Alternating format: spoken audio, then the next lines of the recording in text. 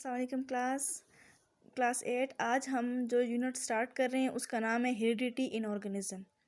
Heredity कहते हैं विरासत को, जानदारों के अंदर विरासत, वो चीज़ें, वो करैक्टरिस्टिक्स, वो खुसूसियात जो वालिदैन से बच्चों में ट्रांसफ़र होती हैं उन्हें कहते हैं हेरिडिटी। हेरिडिटी की डिफिनेशन है the transfer of characteristics from parent two of spring is called heredity.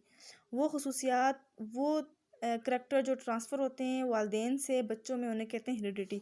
आपकी बुक में सामने आपको शो हो रहा है कैट शो हो रही है, एक फ्लावर शो हो रहा है और डॉग शो हो रहा है। कैट के बेबीज़ देखो बिल्कुल कैट जैसे हैं, डॉग के भी जो हैं वो डॉग जैसे हैं। प्लांट जो है वो भी जो है वो अपने पेरेंट्स से रिजेंबल करता है। जब हम किसी भी प्लांट का सीड बोते हैं तो कुछ अरसे के बाद वैसे ही एक प्लांट जो है वो हमें दिखाई देता है। ये क्या है? हेरिडिटी है। आप लोगों ने अपने प्रीवियस आप लोग ये जानते हो कि जितने भी लिविंग ऑर्गेनिजम्स हैं वो ख़ुद को रिप्रोड्यूस करते हैं, अपनी नस्ल को बढ़ाते हैं।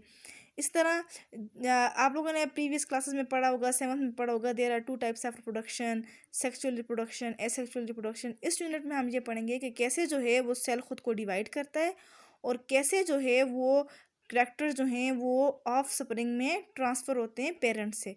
सबसे पहले आज जो हमारा टॉपिक है वो है सेल डिवीजन। सेल डिवीजन कहते हैं खुलिये की तकसीम को। अब आप लोग ये जानते हो cell is the basic unit of life, basic unit of living organism. Cell जो है वो क्या है? बेसिक यूनिट है जानदारों का।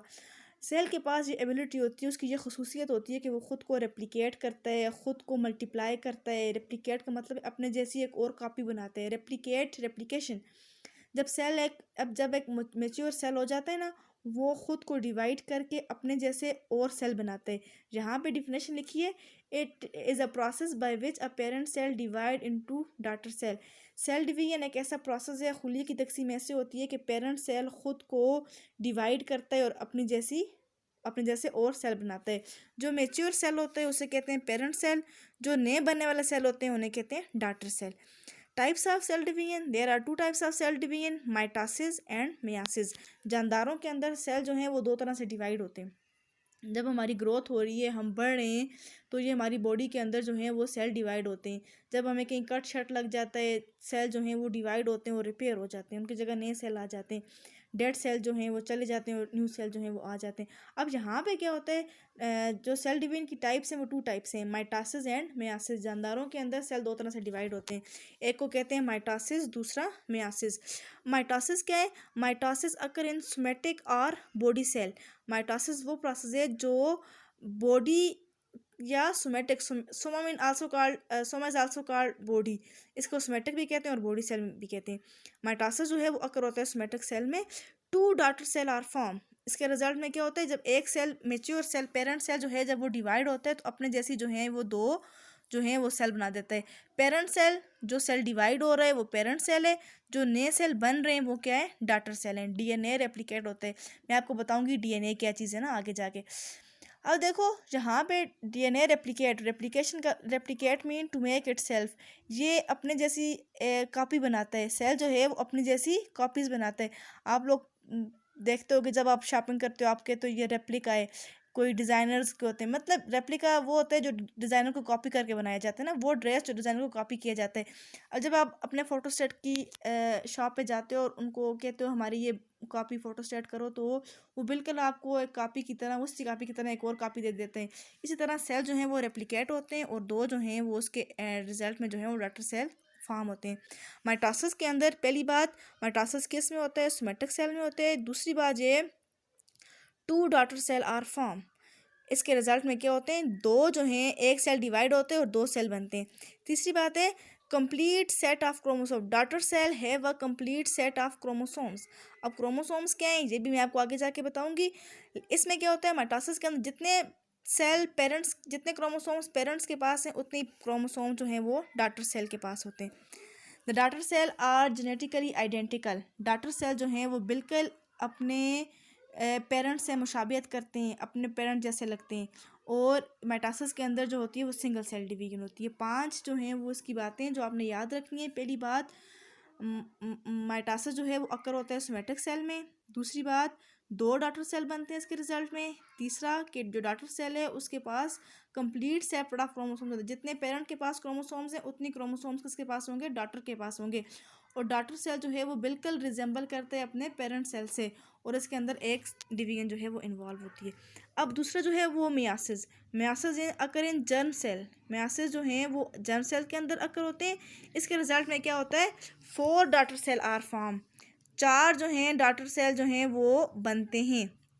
अब तीसरी देखो, जहाँ मैं आपको डायग्राम में शो करके बता रही हूँ, पेरेंट सेल ये डिवाइड हुआ, इसने 2 डॉटर सेल बना दिए, फिर 2 डॉटर सेल डिवाइड हुए, उन्होंने 4 डॉटर सेल बना दिए। इसके अंदर डबल सेल डिवीजन होती है, ठीक है। और फिर तीसरी बात ये है, half the number of chromosomes.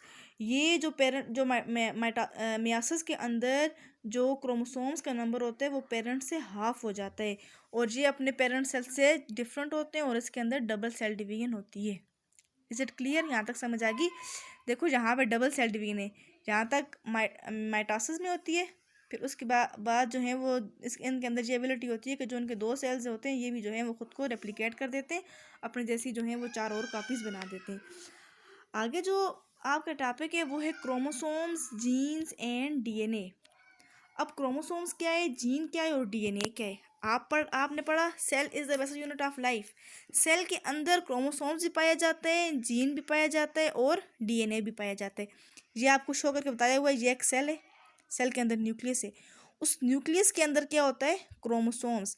उस न्यूक्लियस को खोल के देखा जाए तो उसके अंदर क्या है, क्रोमोसोम्स।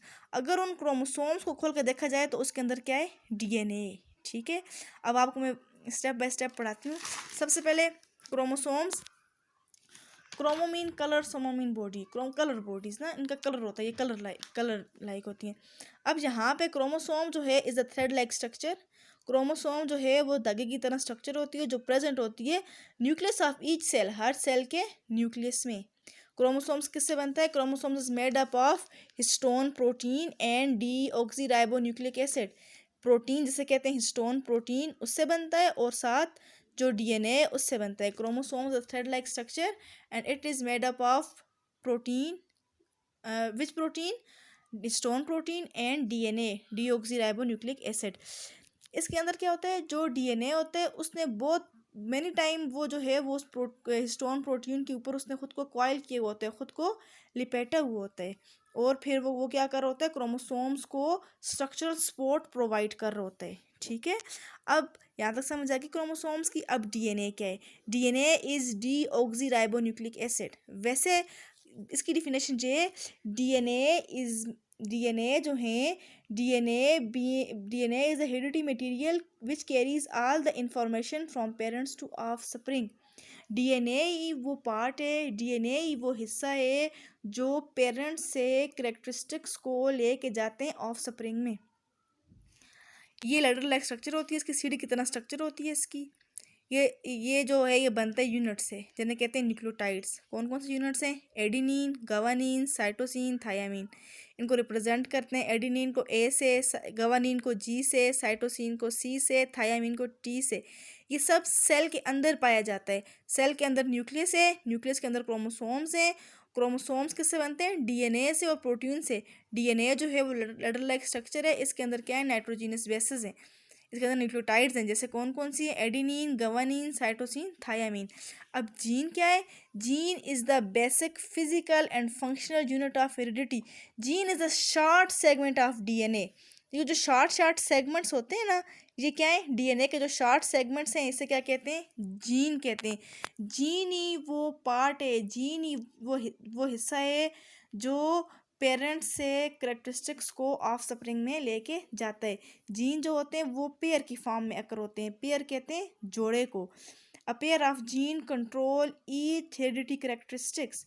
एक जो जीन का पेयर होता है वो तमाम विरासती किरदारों को कंट्रोल करता है, जैसे आई कलर। समटाइम ऐसा होता है पेरेंट्स के जैसे आई कलर है वैसे ही आई कलर जो है वो बच्चों का होता है। इस तरह हाइट को भी कौन कंट्रोल करता है, जीन कंट्रोल करता है। One member of gene pair come from male. एक जो जीन का पेयर है वो किससे आता है, मेल से, और एक जो पेयर है वो किससे कम फ्रॉम फीमेल। जीन ही जो है वो basic physical and functional unit of DNA. Is it clear? Class आपने इस लेक्चर को बार बार रिपीट करना है, खुदा हाफिज़, और उसको याद करना है। बिस्मिल्लाहिर्रहमानिर्रहीम। क्लास इससे अगला जो टॉपिक है वो है हेरिडिटी। हेरिडिटी मैंने आपको चैप्टर के स्टार्ट से बता दिया था, वो करेक्टर्स जो ट्रांसफ़र होते हैं वालदेन से बच्चों में, उन्हें कहते हैं heredity. The transfer of characteristics from parents to offspring is called heredity. वो खसूसियात जो वालदेन से बच्चों में मुंतकिल होती हैं उन्हें कहते हैं हेरिडिटी। हेरिडिटी की बेसिस कौन कौन सी हैं, कौन सी चीज़ें हैं जो करेक्टर को ट्रांसफ़र कर रही हैं?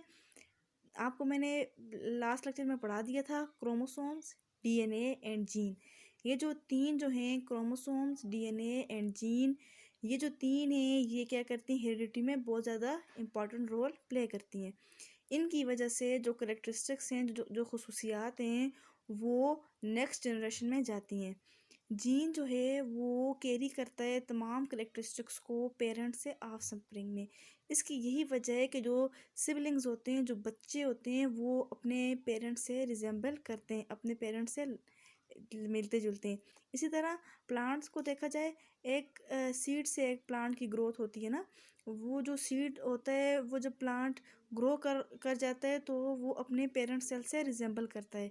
इसी तरह आई कलर, जो आई कलर होता है वो भी पेरेंट से रिजेंबल कर जाता है। हेयर कलर, बालों का कलर भी। डिटेज और अटैच एयर लोब्स, कान की जो लो होती है, ये जो लो होती है, एयर लोब्स जो होते हैं समटाइम किसी किसी के ये जुड़े हुए होते हैं और कुछ ऐसे होते हैं जिनके ये अटैच नहीं होते, जुड़े हुए नहीं होते। ये भी करेक्टरिस्टिक जो हैं ये ट्रांसफ़र होते हैं वालदेन से ऑफस्प्रिंग में। उससे अगला जो टॉपिक है वो है inheritable and non inheritable characters. Inheritable कहते हैं विरसे, वो करेक्टर जो ट्रांसफ़र होते हैं एक जनरेशन में दूसरी जनरेशन में, एक जनरेशन से दूसरी जनरेशन में, जैसे आई colour, height, attach and detach air lobes. Inheritable characters जो विरसे के काबिल होते हैं ना, वो करेक्टर्स जो ट्रांसफ़र होते हैं एक जनरेशन से नेक्स्ट जनरेशन में। एग्जाम्पल कौन कौन सी है? आई colour, height, attach and D attach air lobe. Non inheritable characters वो करेक्टर जो ट्रांसफ़र नहीं होते नेक्स्ट जनरेशन में, जैसे कि किसी का एक्सीडेंट हो जाता है और उसका कोई आर्गन या कोई डिजीज़ ऐसी लग जाती है कि कोई आर्गन काट दिया जाता है या वो आर्गन वीक हो जाता है, वो नेक्स्ट जनरेशन में नहीं जाता। ये वो करेक्टर हैं, नॉन इनहेरिटेबल करेक्टर्स वो होते हैं जो एक जनरेशन दूसरी जनरेशन में नहीं जाते, जैसे कि किसी एक्सीडेंट की वजह से या किसी डिजीज़ की वजह से कोई आर्गन कट गया है या वो वीक हो गया है तो वो नेक्स्ट जनरेशन में नहीं जाएगा। It is non inheritable characters. उसके बाद आपकी बुक में एग्जांपल दी है, example of inheritable characters in humans. Inheritable characters वो करेक्टर्स हैं जो वालदेन से बच्चों में जाते हैं। तो कौन सी बेसिस हैं जो इसको लेके जाती हैं? जीन, क्रोमोसोम्स और DNA. Gene is responsible for carrying the characteristics from parents to offspring. आपकी बुक में दो एग्जांपल्स मेंशन की हुई हैं। पहली एग्जांपल है आई कलर और दूसरी एग्जांपल है detach and attach air lobes. अब आई कलर आंखों का रंग। अब जानदारों के अंदर जो आंखों का रंग जो होता है उसको कौन कंट्रोल करता है? Pair of gene. मैंने आपको कहा था ना कि gene is the basic functional unit of heredity. Gene जो है वो करेक्टर को ट्रांसफ़र करता है। तो आई कलर को कौन कंट्रोल कर रहा है? जीन कंट्रोल कर रहा है। अगर जीन जो है वो ज़्यादा वर्क कर रहा है और ज़्यादा पिगमेंट प्रोड्यूस कर रहा है तो आई का कलर क्या होगा? ब्लैक होगा। और अगर जीन जो है वो कलर जो वर्क जो है वो थोड़ा कम वर्क कर रहा है और लेस पिगमेंट प्रोड्यूस कर रहा है तो आई का कलर क्या होगा? लाइट ब्राउन आइज़ होंगी। अब आपकी बुक में आइज़ मेंशन हुई हैं, मैं आपको बता देती हूँ, शो कराती हूँ आई कलर। देखो यहाँ सबके डिफरेंट डिफरेंट आई कलर्स हैं ना। ये क्यों है? क्योंकि इनको कौन कंट्रोल कर रहा है? जीन कंट्रोल कर रहा है। सबकी जो आंखों के कलर हैं वो मुख्तलिफ दिखाए गए हैं। इसी तरह दूसरी एग्जांपल जो है वो अटैच और डिटेच एयर लोब की है। अब आप इस एयर लोब को देखो, ये अटैच नहीं है, ये क्या है? डी अटैच है। और ये क्या है? अटैच है।